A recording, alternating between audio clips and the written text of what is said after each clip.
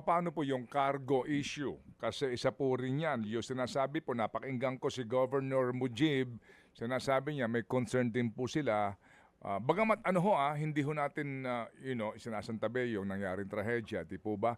Pero yung pong trade and commerce din sa mga lugar na ito, paano po daw yung cargo ho naman na kinakailangan nilang i-transport? Hindi po affected ng mga cargo vessels po ng Allison. So sana po yung ano po natin, yung the information na naibigay naman po natin sa public, ang affected lang po ay yung mga passenger ships po ng Allison. Oo. But do we have enough ships na pwede pong masakyan nitong kung hindi man affected yung cargo, yung mga tao po na dumadaan at gusto yung kinakailangan po sa ruta na yan? Yun po yung pinapag-aralan po natin ngayon. Okay, yun ang But problema. we would like to assure na patuloy po ang pag-imbita ng Marina sa ating mga ship owners to deploy to help in the transportation po ng ating mga pasahero sa mga affected po na mga routes.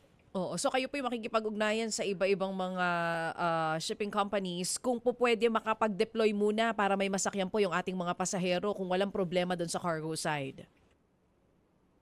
Tama po kayo at kahapon po nagsimula na po ang ating administrator at mga regional directors po natin at wala lang akong impormasyon sa ngayon kung sino po ang operator na bibigyan po ng Marina ng special permit at anong barko at kung ilan ang na-invite po ng Marina. Oo, kung so, ilan na po. nasa Sambuanga po tayo. So, Yes. tumutulong din po tayo sa ating regional office here. Mga kapatid, brothers and sisters, saan ka pa? Dito na tayo sa totoo. Dito na tayo sa True FM. Mga kapatid, mag-subscribe and follow po kayo sa social media accounts ng True Network PH. Yan po kami. Hanapin nyo lang True Network PH, Facebook, Instagram, YouTube, TikTok, and podcast.